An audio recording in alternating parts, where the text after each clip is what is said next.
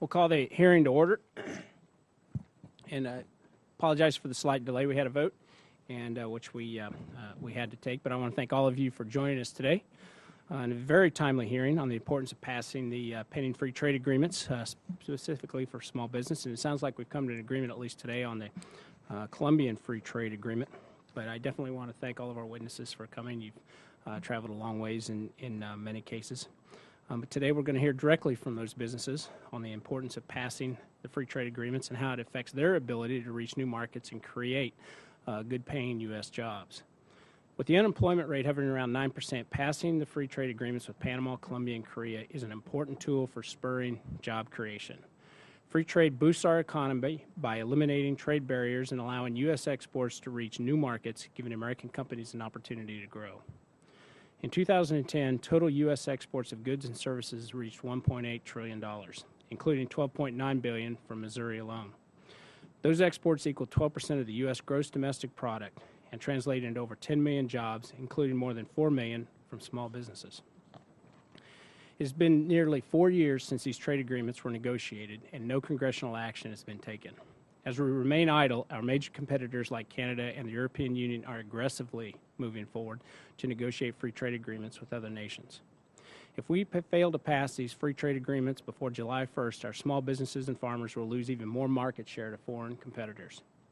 We owe it to our small businesses to open new markets and lower trade barriers so that they can compete with their foreign counterparts and continue to increase their exports, grow their businesses, and create jobs. The independent U.S. International Trade Commission estimates that the passing of the free trade agreements would increase U.S. exports by $13 billion and create over 75,000 jobs. Unfortunately, until the administration and Congress act on these agreements, small businesses will continue to face higher tariffs, and these jobs will not be created. So I look forward to hearing from our witnesses on how passing the free trade agreements is going to benefit them, and I now recognize Ranking Member Velasquez for her opening statement. Thank you, Chairman Graves. The story of the economy this year has been one of recovery. Last week, the Department of Labor reported that over 216,000 new jobs were added in March. Payrolls are on track to see nearly 2 million jobs created by the end of this year.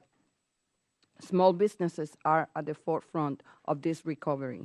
They generate nearly 2 out of every 3 jobs. But among these engines of economic growth, one group excels above all others. Small businesses that export tend to grow faster, create more jobs, and pay higher wages than businesses that do not. As the recovery continues gaining steam, small firms will increasingly depend on foreign trade to fuel new growth. Despite the immense advantages of trade, it remains exceedingly difficult for entrepreneurs to sell their goods overseas.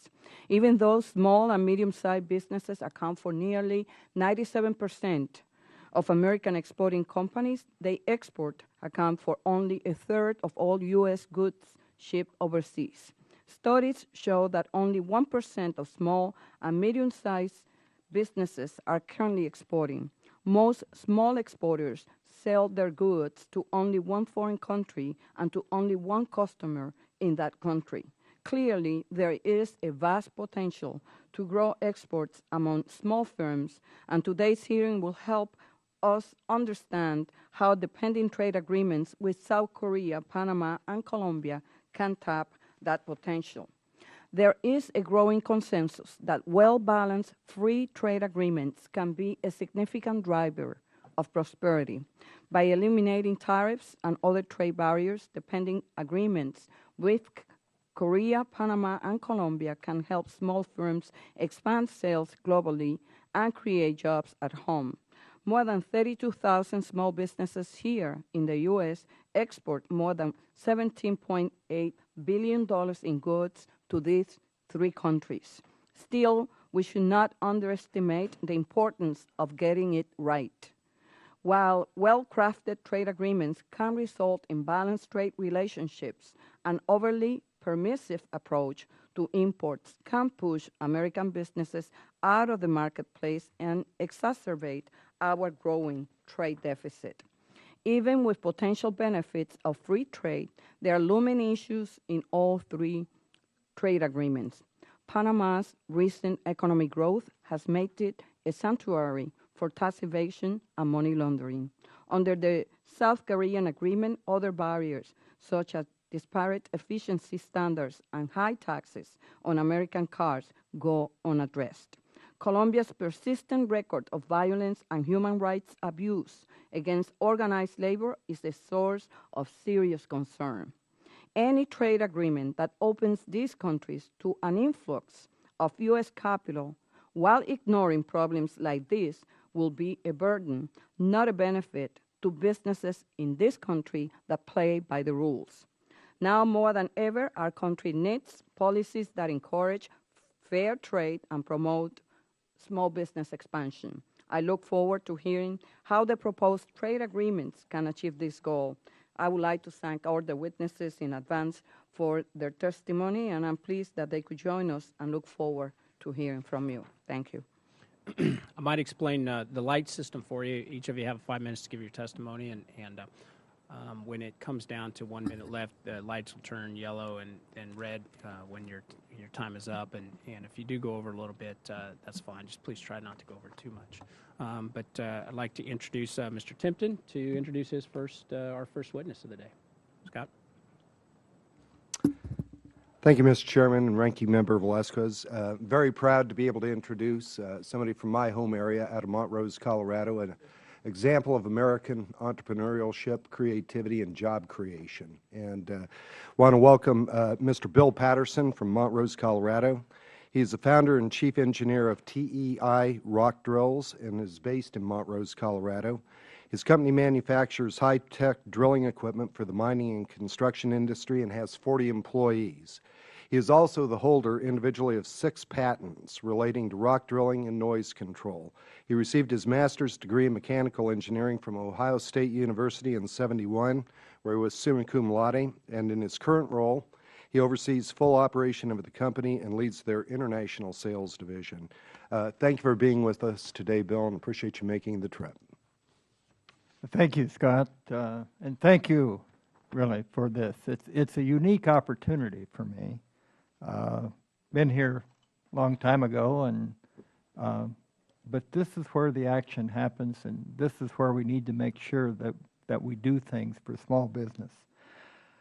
Let me start by telling my story. You kind of heard the background there, but I am a mechanical engineer, and I started a company that in 1980.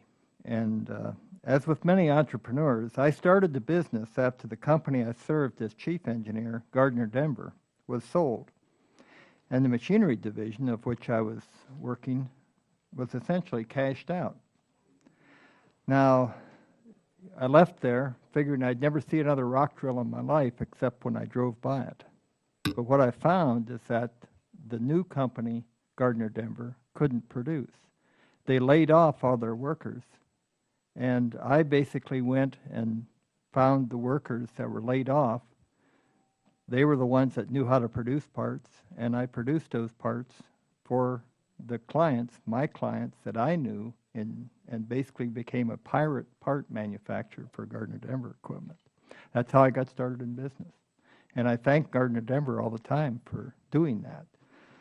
As our sales grew, we became a family business. I brought my sons and daughter in. And in fact, my daughter is president of the company. And we sell percussion and rotary rock drills. We're the last U.S. manufacturer of percussion rock drills in the United States. Olden Company does still market the Joy drill, but we're actually the last one that actually produced rock drills. All the other companies have either been sold or basically have stopped production. And it's a good market. To increase jobs and sales, we did expand into exporting some time ago. I worked with the local Colorado Department of Labor, or international sales, and we started marketing primarily in South America. The language was one that we understood, and that's rule number one. If you're going to sell in any country, you have to be a part of that country. And we became a leader in rock drilling equipment. Primarily, we sell attachments to construction equipment for limited access. Our current sales are over $8 million, of which about 40% typically a year is exported, primarily to Americas, North and South America, and Europe. We employ about 40 total workers, and we pay good wages in Montrose, Colorado. That's the nice part about manufacturing. Manufacturing tends to pay good wages. It's not a service industry. It is a producing industry. It is a value-added industry, and that's why I think it is so important. The benefits to the trade is job creation. Today, our brand is sold worldwide.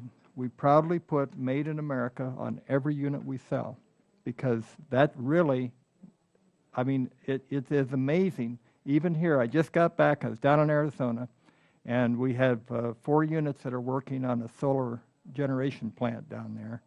And those workers said, our stickers are falling off. Would you bring us more stickers? Because they're proud to be using a machine that's made in the United States.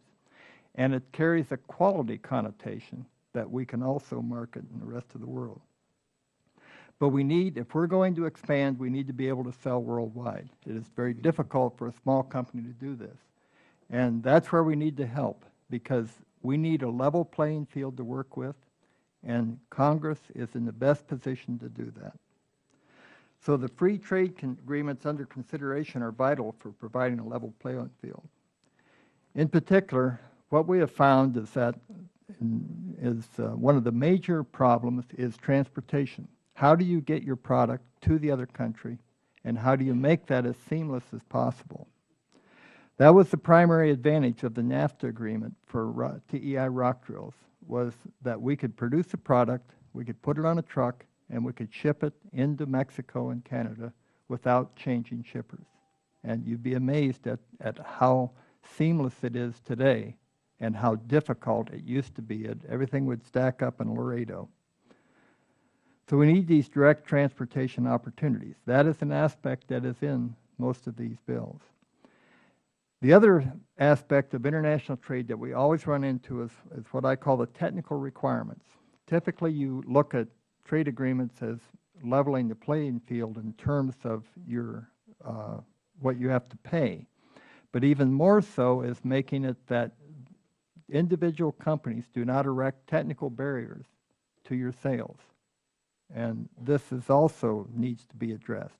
And we have found that we can address most of these. We work 9000 ISO, 9001, and all of these make it easier from a technical standpoint. And I see I'm almost out of time, so I better hurry up. But again, what we get in there, Japan in particular has unique technical requirements. And if we're going to export there, Korea is working with the United States, but that can be a lever to make Japan do the same thing. But tariffs are the largest barrier, but in particular, it's the value-added taxes that are used as a tariff barrier. And we get that in every country that we deal with. It's basically a sales tax. Not many people in the United States understand this, but it is as high in Brazil as 40%. So when we try and sell a product into Brazil, we get tacked on a value-added tax. And the final issue to be addressed, worldwide trade, is protection of intellectual property. We have patents. It is very difficult, very expensive for any company to protect their patents.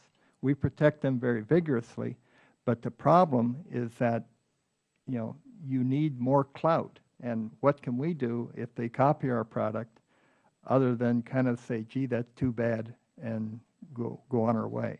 We need some clout, and that's why it's important that these trade agreements have protection of intellectual property. In conclusion, I ask for you to reduce the restriction, starting a manufacturing business, because that's where good jobs are created. We need good value-added jobs. It takes a tremendous amount of money to do required per job. We estimate it costs $500,000 in capital equipment for one good manufacturing job. Access to capital, and we need the expertise. You can get that expertise, but that needs to be advertised so people can understand that. And if I can say one thing, from a business standpoint, uncertainty is far more of a barrier than cost or others. We can overcome cost, we can be more efficient, But if we don't have a certainty with what we're going into as a business, it is the greatest barrier that we run into. So I thank you. I see I'm over time, but I appreciate the opportunity to come here and speak to you. Thank you, Mr. Patterson. At the very beginning of your testimony, you said that this is where it all happens, and I assume what you meant by that is a small business committee. Yes. Well, I'm talking. I mean, I shouldn't say that. Not all politics. No, that's all right. are We local. accept small business committee. Quit while you're ahead. Next, I'd like to introduce a constituent of mine, Mr. Philip Weiss. Now, Mr. Weiss is the owner and operator of the Weiss Family Farm, located in Harris, Missouri. He's a local pork producer and operates two 2,400-head hog facilities on 500 acres. He grew up on the family farm. He's an active member of the Pork Producers Association. He and his wife, Jane, live on their farm and are proud parents of 3 grown children. So I'll welcome you to the Small Business Committee. Thank you very much. Thank you very much. Good afternoon, Chairman Graves, Ranking Member Velasquez, the other members of the committee. I am Philip Wise. I am a pork producer from Harris, Missouri. Unless you've made a series of really bad turns, I'm sure you've never been to my community. I do appreciate the opportunity to come here today and speak. The future of the U.S. pork industry and the future of American family farms such as my own depend on the continued expansion of exports. The U.S. is now the lowest cost producer of pork in the world and the #1 global exporter of pork. Last year, nearly 20% of the pork produced in the United States was exported compared to only about 6% 10 years ago. In 2010, the United States exported more than 1.9 million metric tons of pork valued at $4.8 billion. There's no disputing that free trade agreements have been a major factor in the rapid growth of U.S. exports over the past 2 decades. Since the year before NAFTA was implemented in 1994, as an example, U.S. exports to Mexico have increased 780%, $986 million last year.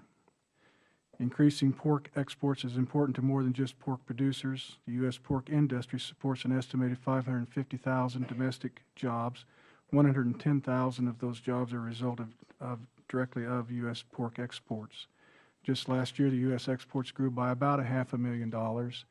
The USDA estimates that each $1 billion in meat exports generates approximately 12,000 new jobs, meaning that last year the pork exports would have created approximately 6,000 new jobs. Currently, the United States has pending FTAs with Colombia, Panama, and South Korea. According to Iowa State University economist Dr. Dermot Hayes, with full implementation, the 3 FTAs will generate over $770 million in additional pork exports annually, causing live hog prices to increase by approximately $11.35 and consequently creating more than 10,200 direct pork industry jobs. But in the years since these agreements were signed, the benefits the FTAs would have offered to our nation have been lost. Not only have we lost future benefits, but also continued to lose current market shares in these countries. While we sit on our hands, other pork exporting countries are moving forward with FTAs of their own with Colombia, Panama, and South Korea. In fact, both the European Union, Korea, and the Canada-Colombia FTAs are set to go in force in about 60 days, July 1 of this year. Dr. Hayes estimates or calculates that we will be out of the Korean and Colombian markets within 10 years, primarily due to the fact that the EU and Canada have these FTAs and we do not. Losing these markets means lost value to the hogs that I sell, which translates ultimately to less profits and less jobs in the community. I know firsthand how important agriculture is to America. As a result of the farm crisis in the early 80s, I shut down my business, reduced my farming operations, and left the community. It was until recently when things appeared to become somewhat more profitable that I returned back to the community that I was from after about a 15-year absence and began raising hogs again. Today, without those industry-wide exports, the price I'd receive for my hogs wouldn't allow me to remain in this business. In fact, for every hog marketed in 2010, approximately $56 of the value is attributable to exports. This increase in profitability has led Farmland Foods to establish a plant in nearby Milo, Missouri, which has allowed local producers to expand their operations, which ultimately has saved small communities such as my own. In my own operation, and I do deal with farmland, approximately 1 out of 3 of every hog that I've produced last year was exported. I can assure you that with the $11.35% increase in live hog prices from these pending three FTAs, I won't be leaving the farming operation anytime soon, and will strongly consider expanding my operations. Before concluding, I would like to point out that U.S. domestic policy can and does affect our exports. Currently, the livestock industry is waiting for a final USDA regulation on the buying and selling of livestock and poultry, the GIPSA rule, which, if implemented as currently drafted, would have an absolutely devastating impact on producers. According to an analysis of the rule conducted by Informa Economics, it would cost the U.S. pork industry nearly $400 million annually. That means our production costs would rise. If we're no longer the world's lowest cost producer, our exports are going to suffer, and all the FTAs in the world won't help us. The National Pork Producers Council continues to urge the USDA to scrap the current GIPSA rule and rewrite the regulations that stick to the 5 mandates that was given to Congress in the 2008 USDA Farm Bill. In conclusion, if the United States fails to implement trade agreements it has negotiated and fails to move ahead with new trade deals, it will forfeit sales to the foreign competitors who are aggressively negotiating FTAs of their own. The National Pork Producers Council calls on the Obama administration to send up the implementing legislation on the Colombia, Panama, and South Korea FTAs and urges Congress to approve them before its August recess.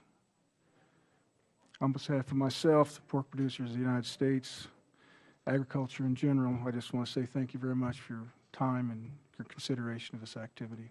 Thank you very much. Thanks, Mr. Weiss. Next, we'll turn to Mr. Peters to introduce the next witness.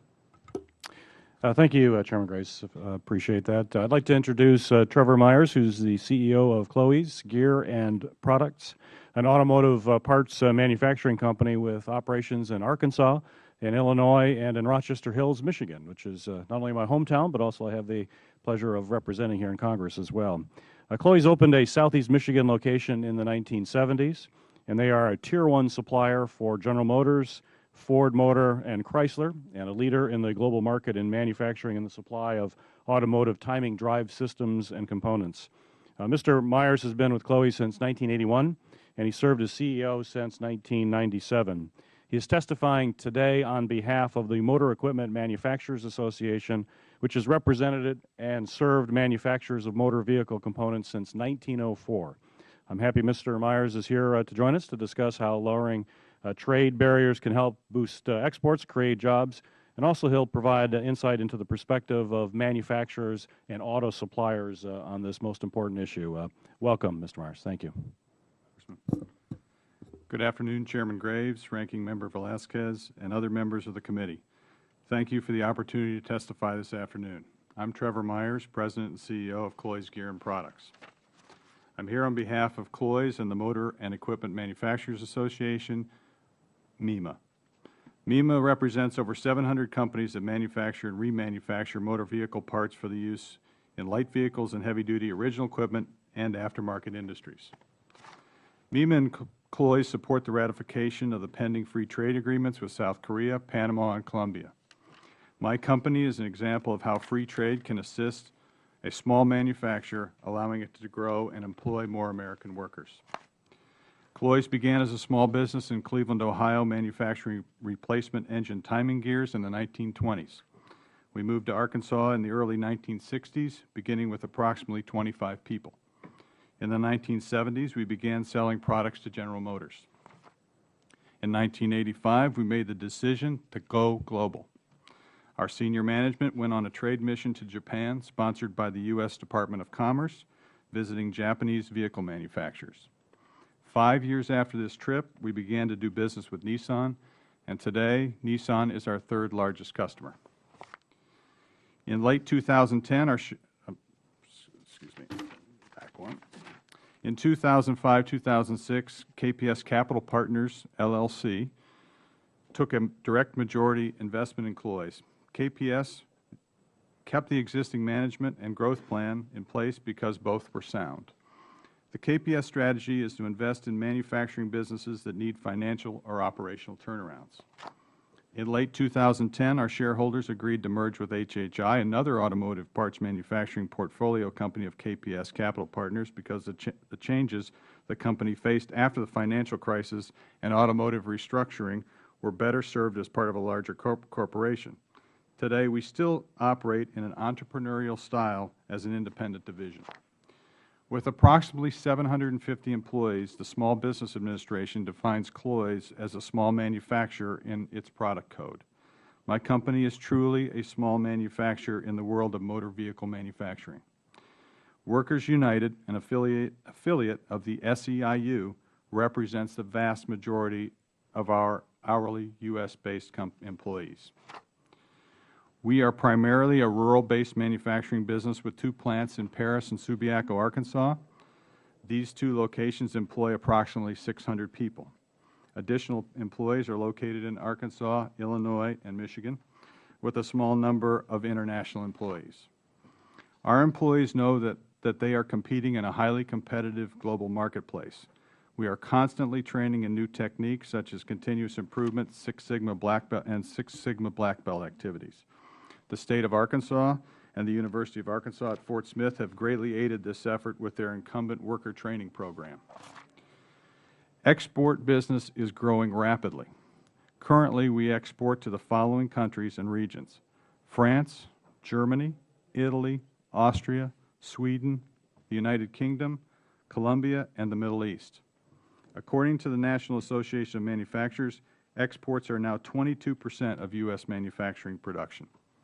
We are a living example of this statistic. In 3 years, our non-NAFTA business will grow to approximately 25% of sales.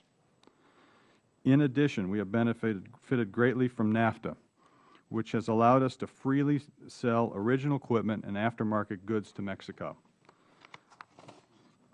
Because of our superior value-added manufacturing capabilities, technology, and well-trained workforce, sales of goods to Mexico produced by our U.S. workforce has grown approximately 25% per year. Trade with South Korea is particularly important to a company such as Cloys. We began selling advanced engine components to Korea in October of 2010, a new system that employs approximately 30 U.S. hourly employees. Engines utilizing our components, made in Korea, are shipped to China, Thailand, Australia, and South America. Good trade relations are essential to the future growth of additional new programs. Moreover, new business opportunities are created in the U.S. with Korean transplant business, and I mean transplant auto manufacturers, as they build U.S. manufacturing locations.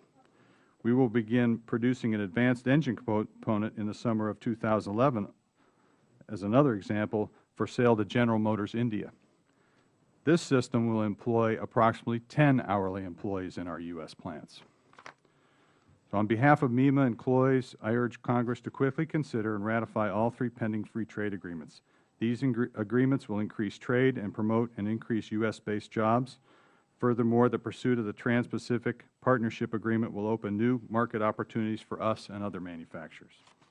In closing, Cloys and our employees have greatly benefited from free trade agreements and the free trade of goods to our international customers. Again, thank you for the opportunity to testify today, and I welcome your questions when appropriate. Thank you. Thank you very much. Next, we'll turn to Mr. Walsh for introduction on our next witness. Thank you, Mr. Chairman and Ranking Member Velazquez. It's my pleasure to introduce a constituent, Jason Spear. Jason's the Vice President and General Manager of Quality Floatworks, Inc. in Schaumburg, Illinois. They manufacture a wide variety of metal flotation equipment that's used to control the level of liquids, and they have 25 employees. Their parts go into automobile tanks, water heaters, aircraft, and other equipment.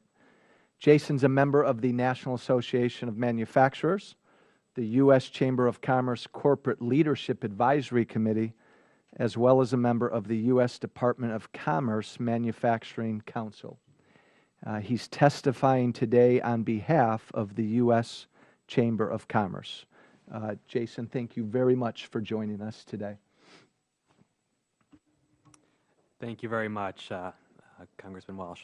Thank you, Chairman Graves, Ranking Member Velazquez, and other distinguished members of the House Small Business Committee.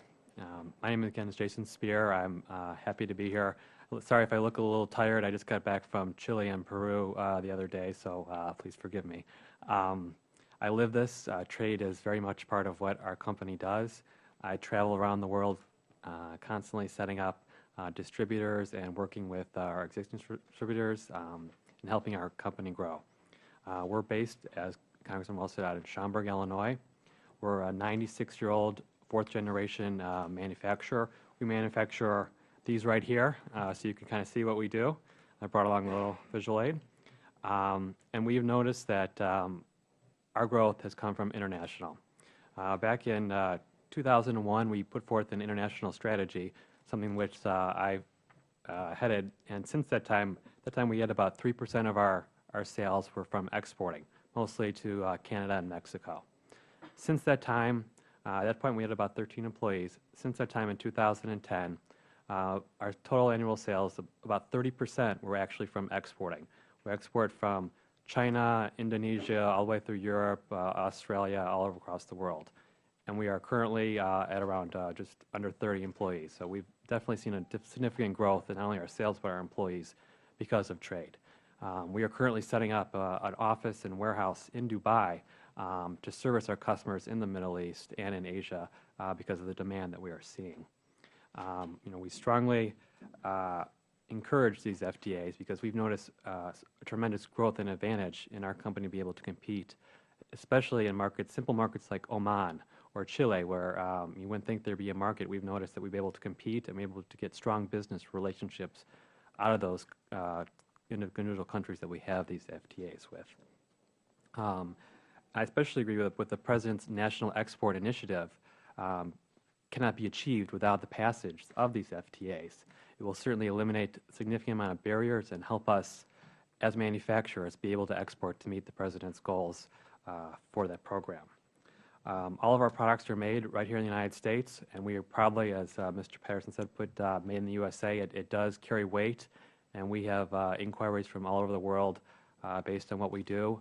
We are known as one of the premier manufacturers of this, and we're proud to say we made in the United States, and we employ our workers. And if it wasn't for trade and exporting, back in 2009, we had a slump in our sales due to the economy. If it wasn't for exporting, I don't think we would be standing right here. I don't think we would have made to our 96th year. We might have gone out of business. Export has kept us alive, and that's where we see our growth as our company. And that's our, to my wife's dismay, I spend most of my time trying to get out of the road, trying to build up our exporting business. Some of the best stimulus packages we could be would to get these free trade agreements passed to help small businesses that don't have the resources that big businesses have to be able to give them a little bit of advantage to get in.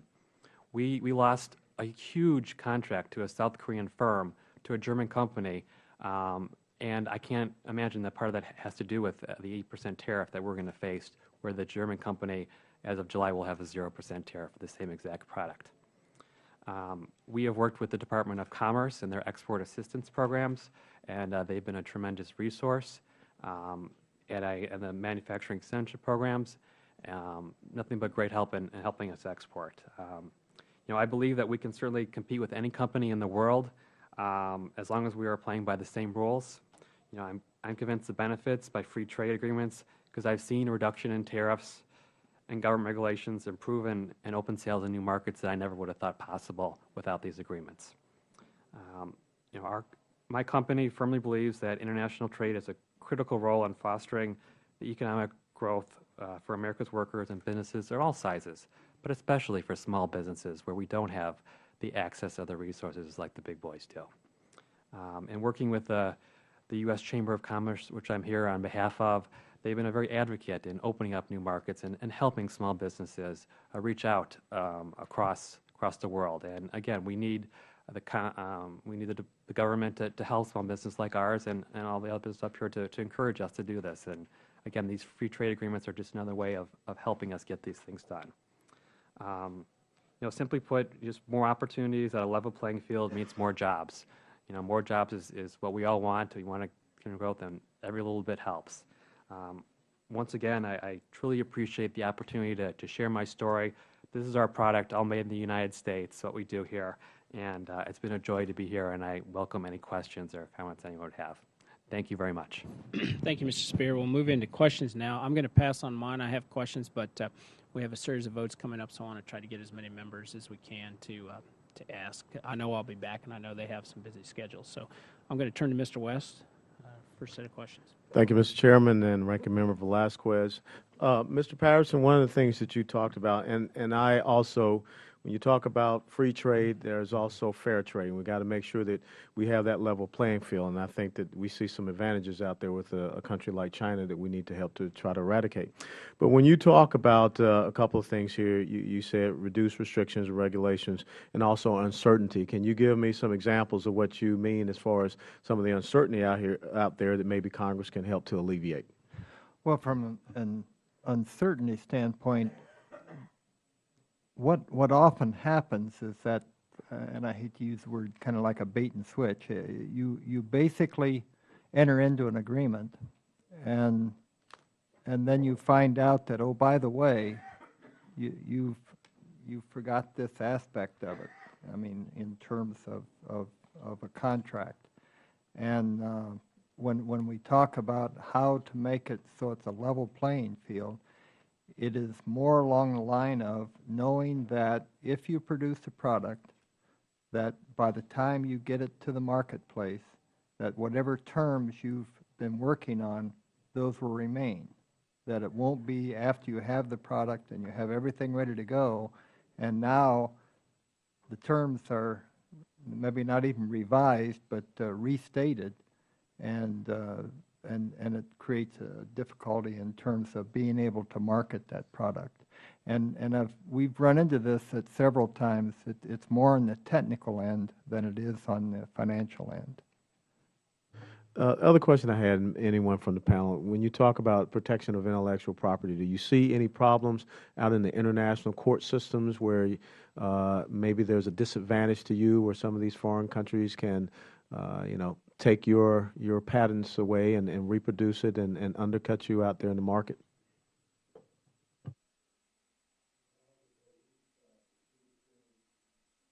We've experienced some copyright infringements.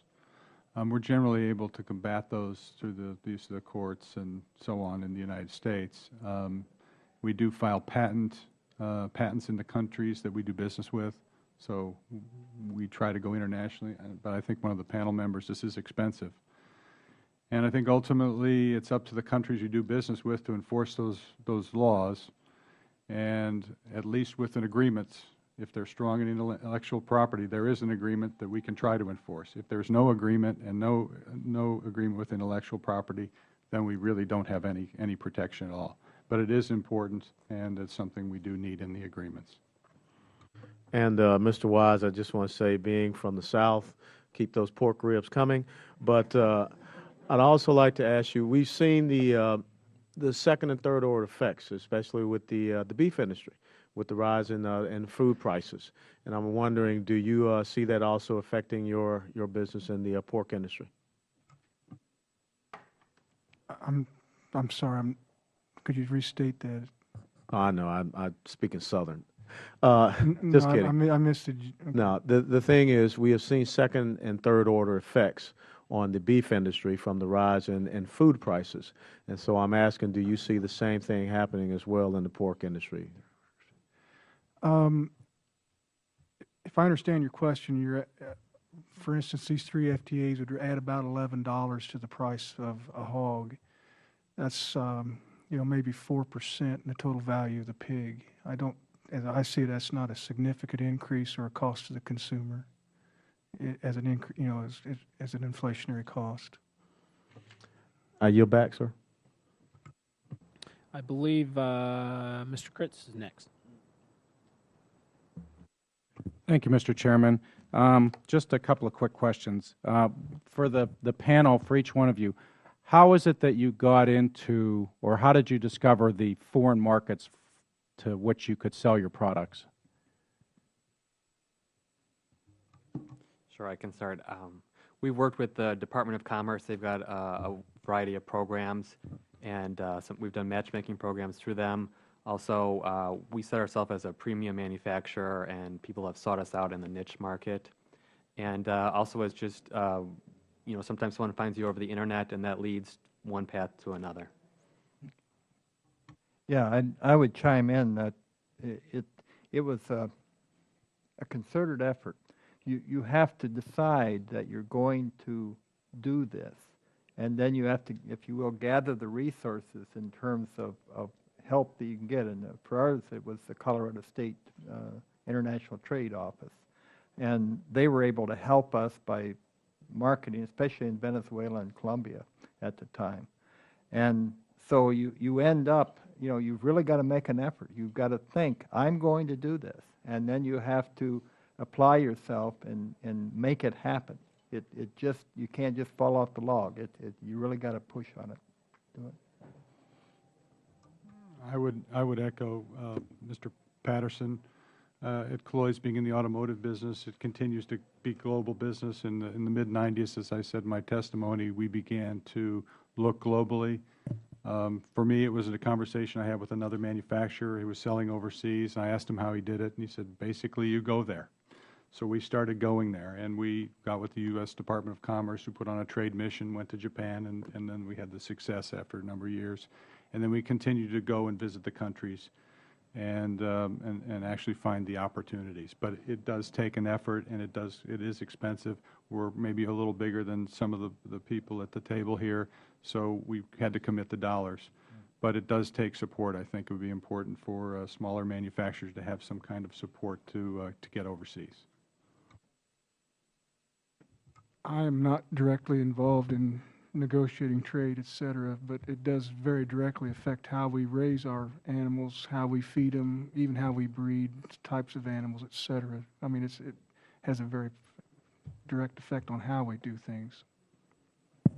Well, the reason I ask that is that in my part of the world, in my district, we have small business development centers, and a couple of them they're called Center for Global Competitiveness, and they help companies get into that market. And I was wondering, that's why I guess my question was sort of vague, is how you went to Commerce and said, how do I get into this market? Is that pretty specific, or is that a good analysis of your answers?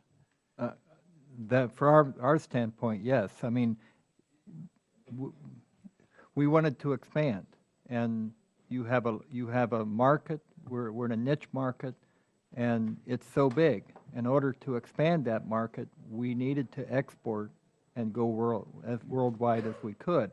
But you have very limited access or limited resources in terms of a small business. Right. So it's vital to have That these support trade structure. offices and these support structures out there that can help you. Okay. Well, that's what now.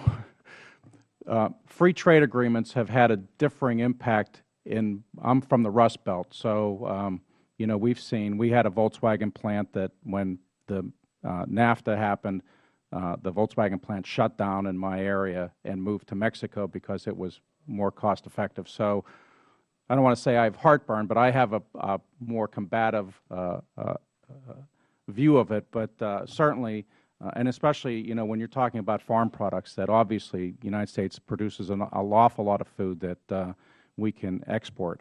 But I'm just trying to, and I think Mr. Spear, you had mentioned it, is that it has to be an even playing field, or I think you called it same rules kind of thing, that let's level the playing field. I think Mr. Weiss mentioned it as well, is that there is a difference between free trade and fair trade, and it seems like our country frequently uses trade agreements as for State Department purposes. But it's wonderful that you folks are here, and I'm glad you're expanding into these other markets because it is the future of our economy. Thank you, and I yield back. Mr. Walsh. Thank you, Mr. Chairman. Much of the testimony obviously has been focused on the benefits of exports and how they will impact positively each one of your businesses and small business in general. Let me try to get your thoughts on the inverse of that. The potential positive impact on imports from the free trade agreements. We know that cheaper imports allow consumers to save money through cheaper final products. They're also good for American businesses as well, which often use foreign raw materials and capital equipment. just a quick thought from each one of you as to the positive impacts on each of your businesses through these free trade agreements as related to imports as well. Yeah, we work directly with foreign companies. In other words, we market the Beretta machines in the United States, and we also market the Eurodrill, which is a German product, in the United States. And they market our products in Europe. And that's one of the ways that we got into Europe. And we're right now working with a Swedish company to market our products through that Swedish company. And that was how we were envisioning being able to, if you will, capture the Asian market, because we're not large enough to really expand that market.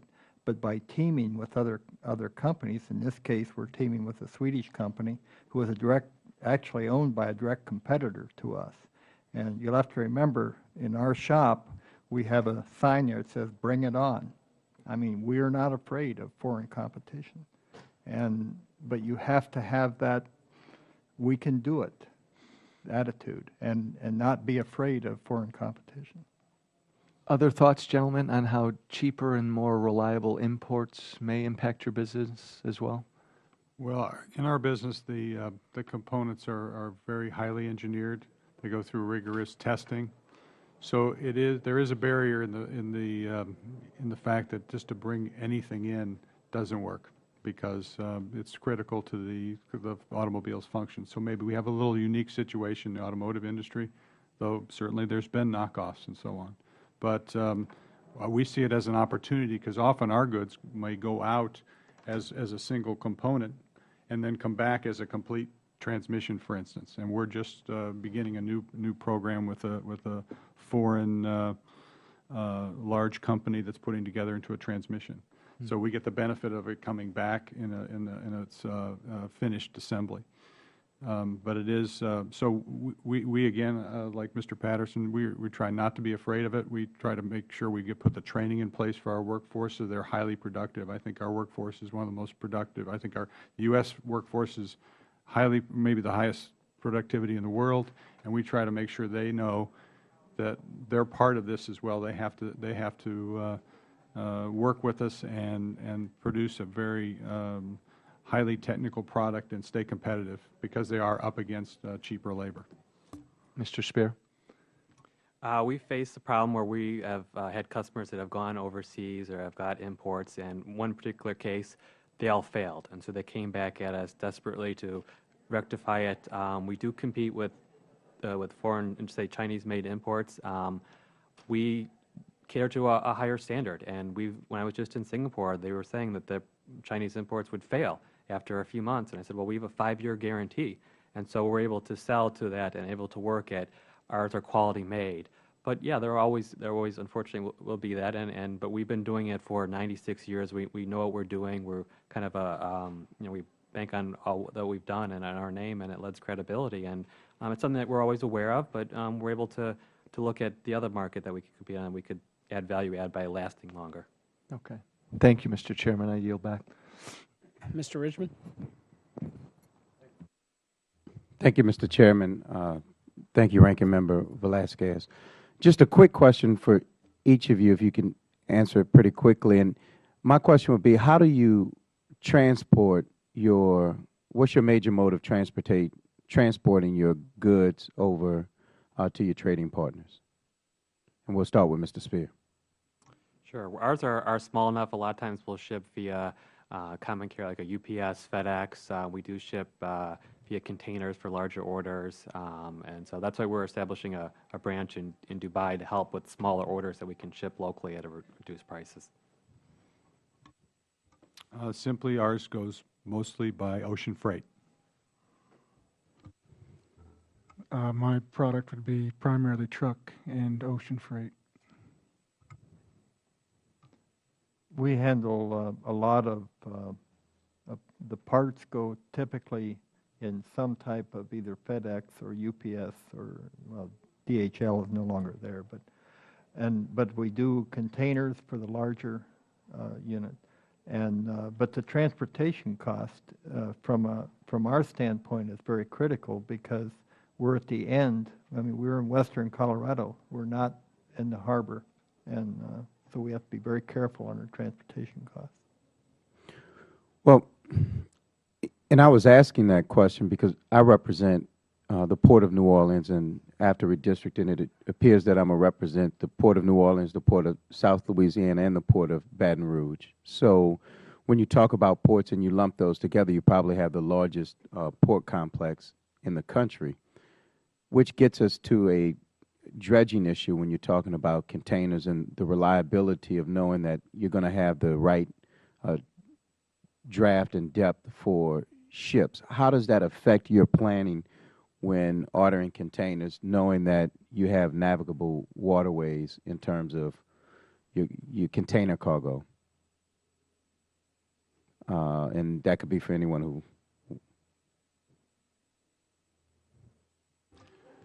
I am aware that they're looking at transport up the Arkansas River and through the port of, I think, New Orleans or one of the others you mentioned. So it may have an advantage in that regard that we can load straight onto containers into a modified river barge situation. And that's just came up locally in a meeting we had, in a community meeting.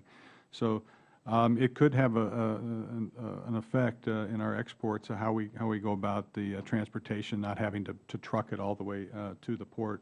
And so I know that specific possibility is being developed. The next thing I would just inquire about, and when I talked to my port director, and I was talking to him about our largest export from the Port of New Orleans, he said our largest export is empty containers going back to other countries after they've come here. How do we as a small business committee or Congress, in your opinion, how do we help fill those containers with American products as they're going back overseas, especially if we enact these trade agreements? I would have to say that enacting a trade agreement is the first step, because if you're, I mean, it can be, I can remember one time I was working with a fellow that was trying to ship fresh fruit from California to the East Coast on air freight. And the problem was that there was no product made in the East Coast that California needed. So your deadhead going back is your major cost. Likewise, if we can set up and make the free trade agreement working and get the product going from the United States so that they're not deadheading, we reduce our transportation costs tremendously. I mean, we always look at which port we can send it. So I'd like to know more about your port, because we typically use Houston. I would add, too, that, you know, educating small business through especially the Department of Commerce, is educating the importance of exporting and how to is certainly vital to getting small business to get in there, and the programs that they do is vital to encouraging them and educating them how to do it, because a lot of small businesses just don't know where to go. Thank you, Mr. Chairman, and I yield back. Mr. Tipton? Thank you, Mr. Chairman. Appreciate you again, all of you, for being here. One question we really haven't talked a lot about today is where you export, you have to fill out forms. Have you had any experience? Can you give any advice maybe to this committee in terms of some of the regulatory requirements that you face that are encumbering your ability to be able to do your business, and how we can do it better? Mr. Patterson, would you like to start? Well, it gets back to the uncertainty. I mean, quite often what we've had is that I remember we were shipping into Chile, and the problem really was more of a local. It wasn't at the, if you will, the state-to-state level. It was trying to get through this one port, and yeah, I mean, you have these small local problems. Well, for a small business, it's a killer. I mean, we could not get our product through that port, and I'm not sure exactly how the trade agreement's going to help that, but somehow or other, we need to stand together and work to make it so that they can't exclude our products in any particular location. Just from a paperwork standpoint. That's entirely what it was. The paperwork is never right. And it was used as a trade barrier. But, you're fighting with your hand tied behind your back, so. Mr. Chairman, want me to go ahead, or? Okay. Any others care to comment on that? Great. I think that, when I'm looking and go back to Mr. Patterson's testimony, he had $8 million, I believe, if I wrote down correctly, in sales. 40% of that is going to be reliant on exports, and that you're spending about $500,000 when it comes to capital investment to create one good manufacturing job. And I do have a curiosity that's a little bit off because it will affect your ability to be able to create those jobs, to be able to export. Is a lot of our current tax code, is that of consideration impacting some of those decisions that you're making, and even the health care legislation that was passed by the last Congress? Well, the biggest problem that we have, that I notice, is the complexity of the tax code. We all need to pay taxes. Somebody's got to pay for everything that's going on. And how can I put it? I don't like to pay tax any better than anybody else, but I don't mind paying taxes. I feel that it does good in this country. But at the same time, you have to hire a tax expert to work out the tax form.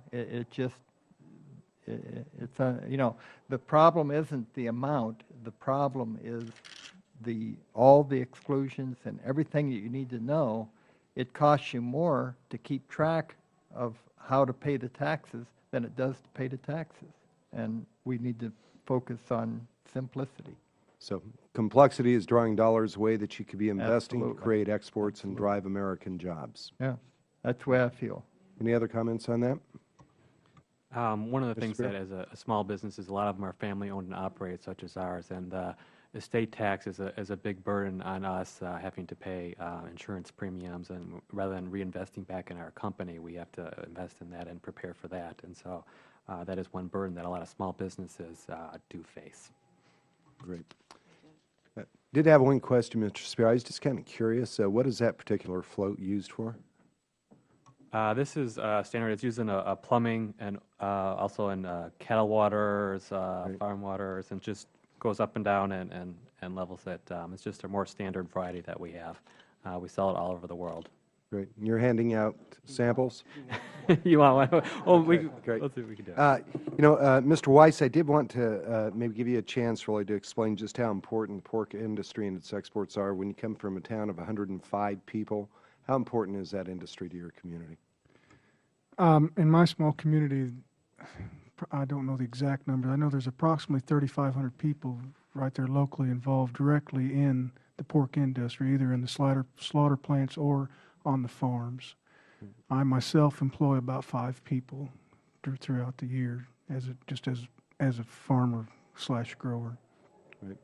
If we didn't, I left the community about mid '80s. I might as well turned out the lights when I left. There was nothing there when I left. This was before the hog industry came into our community, just as it was beginning. Thank you, Mr. Chairman. I yield back. Thank you. We can start with Ranking Member Velasquez, and then we'll come back to you too when we come back. Thank you.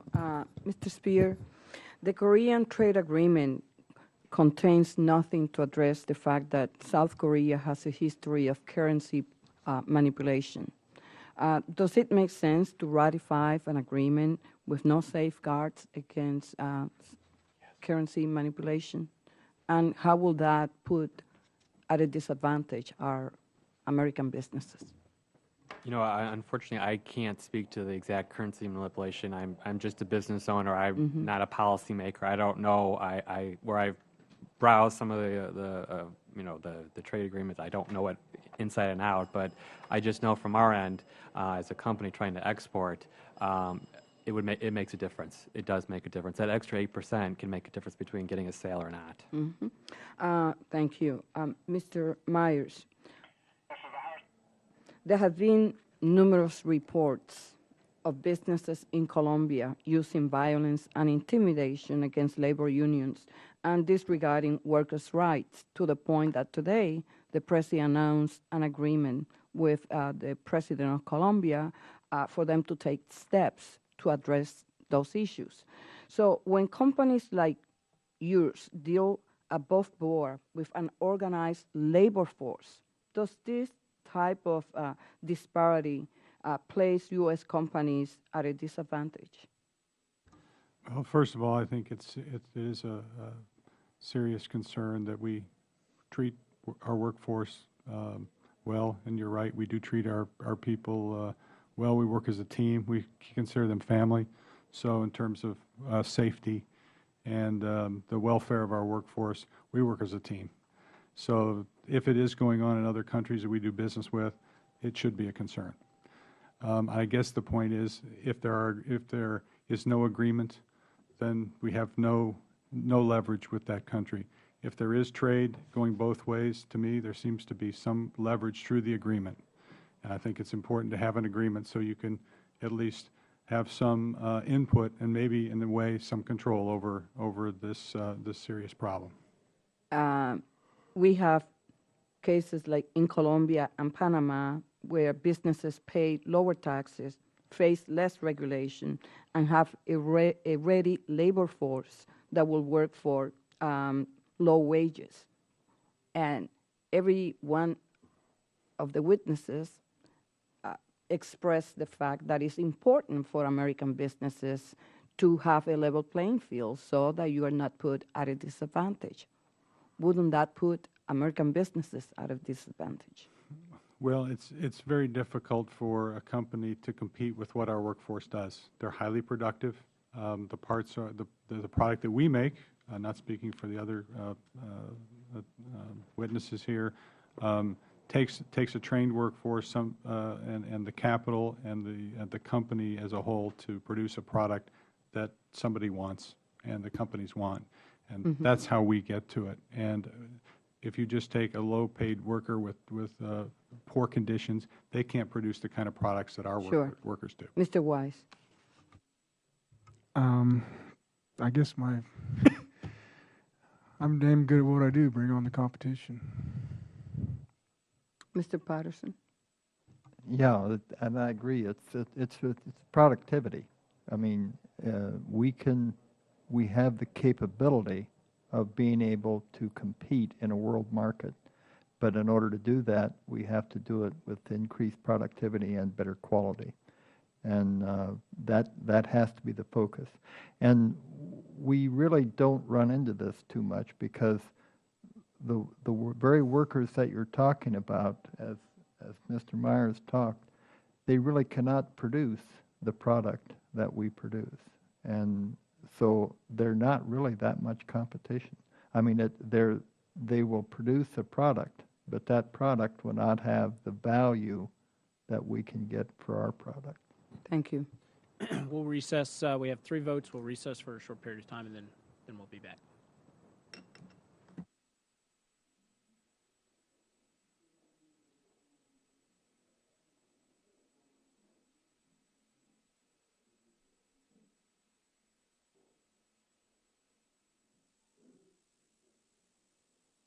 Hearing back to order, and I'll turn to Ranking Member Velasquez to go ahead.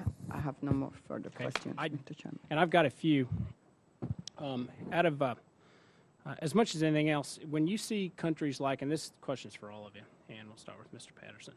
When you see countries like Canada and the EU, which is all are aggressively going after these free trade agreements, my question to you is, how does that impact your ability to compete? Because obviously, and I worry about losing those markets for a long time, and so that's the biggest thing, and what that does in terms of your long-term planning. You've talked about uncertainty out there, but does that worry you considerably when you see these countries that are grabbing those agreements up? Mr. Patterson. Yes, we deal a lot with the European Union, and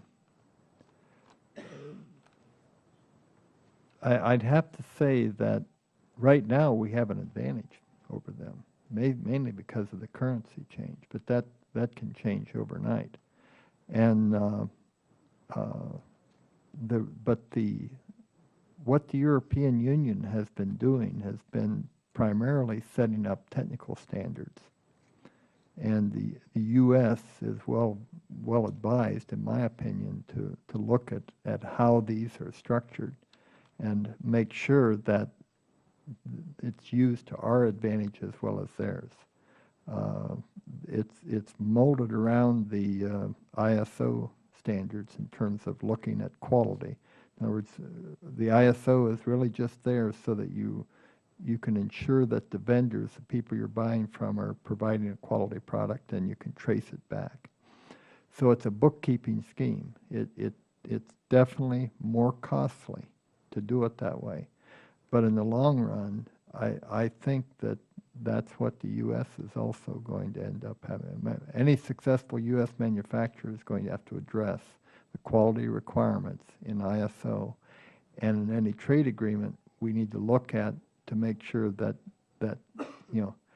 they have the same requirements selling here as we do selling there. And I'd say the only other thing that we've run into has been on the safety issues. Especially in the European market, they have a lot of unique safety requirements for moving machinery that we've had to address.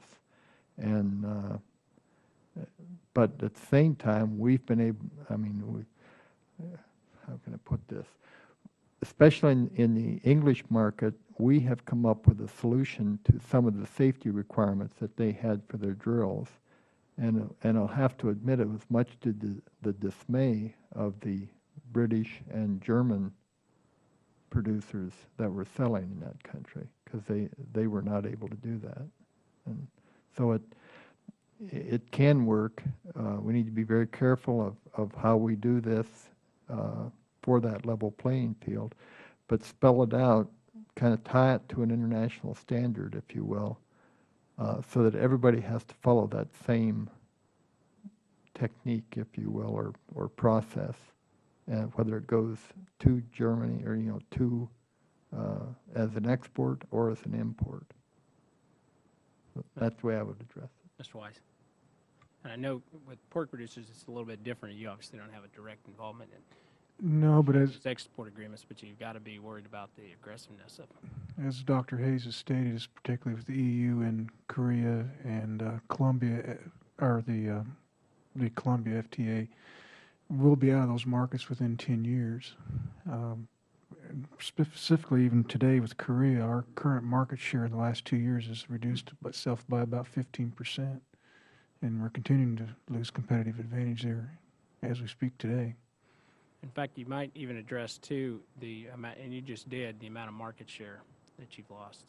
Mr. Patterson, have you? We operate in a very technical, very niche type market, and our focus is to dominate that niche worldwide if we can. And so from that standpoint, we focus more on making sure that our product is superior in any ways that we can. And of course, that's what the competition tries to do. We just try and be smarter about it. And it's, I hate to use the term, but we don't operate in a rope, dope, and soap market. I mean, we don't sell by the pound. We sell by the unit, and we sell productivity. And it's entirely different from a marketing standpoint. So we can command and get higher margins than, if you will, if you're selling a product that's really based on a commodity basis, where you're just, you have so many different producers, so many different people all producing the same thing. So then it gets down to kind of a relationship and it's a much tighter market than what we deal with. It's a lot different. Mr. Meyers? Mr. Chairman, if I understand your question, you're asking if we feel competition can get ahead of us if a trade agreement is signed by another country or area like the EU or some other country. Yes, and then also as a dovetail to that, the fact that Congress and the administration haven't acted on these too, how much market share have you lost? Well, in the automotive business, maybe somewhat like Mr. Patterson's business, is very technical. And our strongest competitors are in the EU and in Japan. So if they are ahead of us, their companies that we compete with can be ahead of us if they're ahead of us in line with the trade, with the partners that we trade with, our customers. So it is a concern of ours that we get something moving so we don't get behind our strongest, most technical competitors. Our most technical competitors, much like you've heard others say, is not necessarily out of China, but it's out of the EU, Japan. Those are developed countries that have the technology that compete with us. Mr. Spear. As I stated during my testimony, we lost a major contract to a German company recently in South Korea, and so it has caused us to reevaluate going into that marketplace at this time and sit back and look at other areas where we can compete better. But again, we're competing with a high quality aspect, as everyone has said, in the EU, and that's our biggest competition.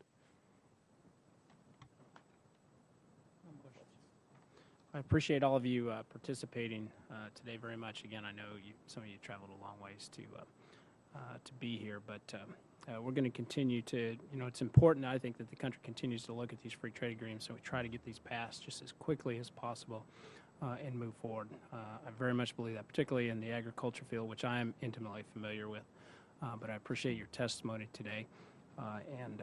On this very important issue, and I would ask unanimous consent that members have 5 legislative days to submit statements and supporting materials for the record. Without objection, so ordered, and with that, this hearing is adjourned. Thank you for the work you do with the General Aviation Caucus. Being a pilot, thank you.